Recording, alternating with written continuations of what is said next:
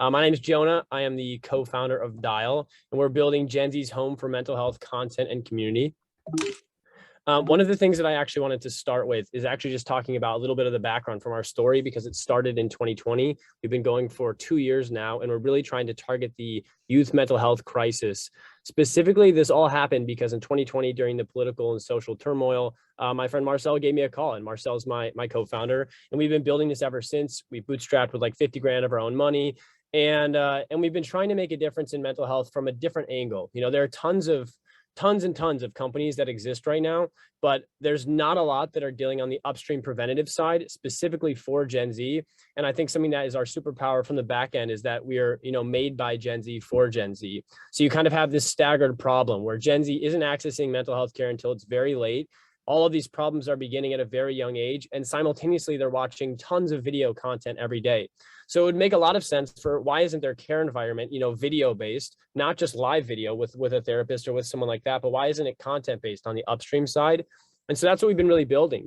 Gen Z's current care environment is either TikTok and Instagram Reels or YouTube Shorts, where they're spending all day on social media, comparing themselves to others. And there's probably a lot of questionable advice that's out there. So maybe one swipe, you see an amazing piece of content, but the next swipe, someone says, smile through the pain, fake it till you make it. And that's obviously not something a professional will tell you to do. And so there's that side of things. And then simultaneously, there's also companies that are focusing on just one underlying theoretical framework, like mindfulness, mimetic theory, CBT, DBT, the whole plethora of things, but they're really focused on treating symptoms instead of causes. And then you also have another category, which is very reactive care, which is really beneficial, but that's like step 3 in the process of your mental health journey. And the goal is that there needs to be a place for people to take their first step. And so we've actually done an enormous amount of independent research, interviewing one-on-one with Gen Zers.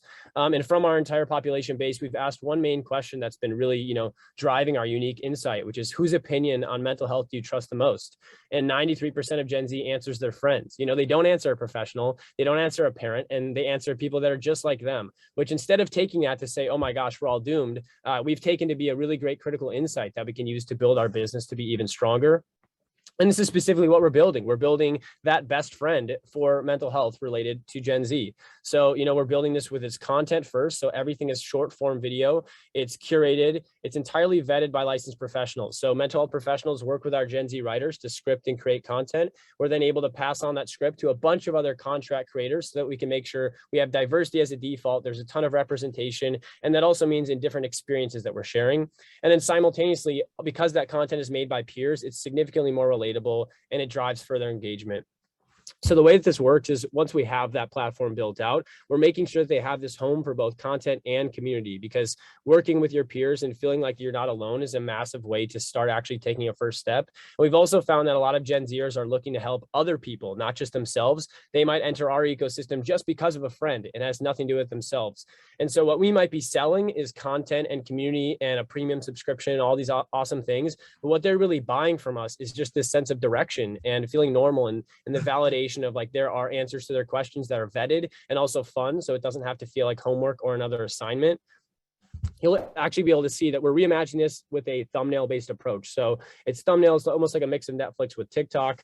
And the difference is we're not allowing you to do an infinite slot machine pull where you're just swiping endlessly. Instead, we're making it as fun as TikTok, but as reputable as care from PhDs, because everything is clinically vetted and users don't post content on their own. It's all coming from our side. So essentially, we're translating all these everyday problems like, what happens if my girlfriend breaks up with me, or I'm being excluded by my friends, or I have to overcome FOMO? We're taking all those into topics. We break them down into a topic, which has 4 mini videos inside of it. And each of those videos. Sorry. Yep. Okay. What is FOMO? FOMO is fear of missing out. So Okay, it's just a very great. common thing. Yeah. Great. And so what we're doing with all of this is allowing us to really deal with, building from these relatable topics, helping them build new skills so that they can actually take care of their mental health in real life, not just on a screen. I think that's been like a huge trend in digital health, is to just work on getting people through the screens and using their devices to help. But I think a lot of the times we forget that the most important thing is helping them in real life. So you'll see that when you look on the screen to the right, it's all meant to be really personal, up close and in front of you. But yeah, and so our current model is $1.99, because we were just trying to see over the last 2 years how much validation can we get in the market, how many users are going to be willing to spend, and vote with their dollar.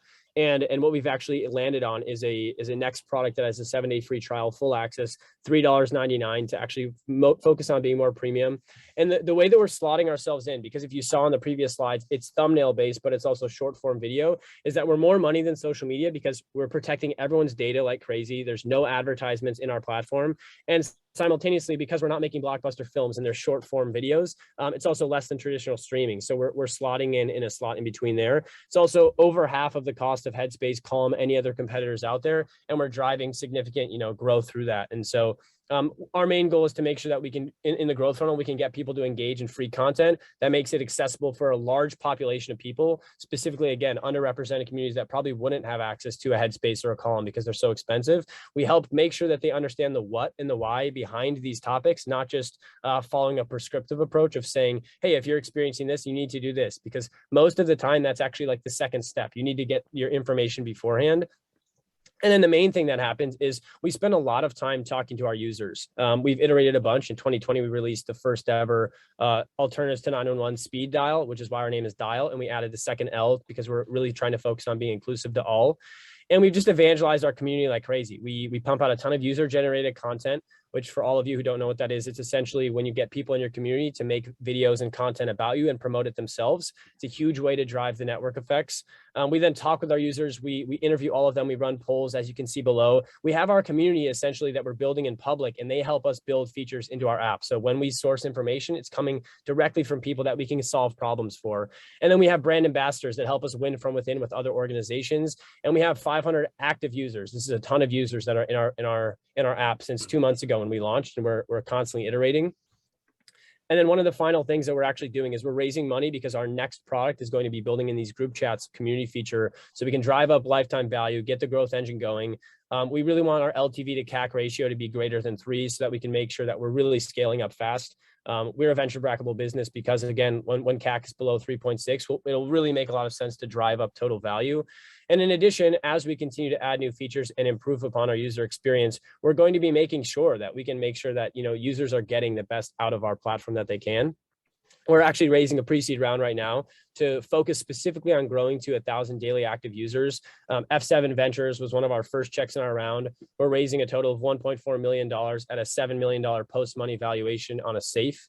And we are currently in diligence with 4 other firms right now. So things have been really hot. I'm actually currently living in Los Angeles in Launch House, which is a house where 24 startup founders get to go in. It's kind of like a mix between Harvard summer camp and like a Y Combinator accelerator all put into one, where you all live together for 4 weeks. And Andreessen Horowitz and a bunch of other investors have come by, and we've been really working hard to make sure that we can close this round in the next 10 days or so. So if anyone wants to reach out to me, my email's below. I'm happy to set up a meeting with anyone. And I'm really grateful for all of your time. Thank you so much.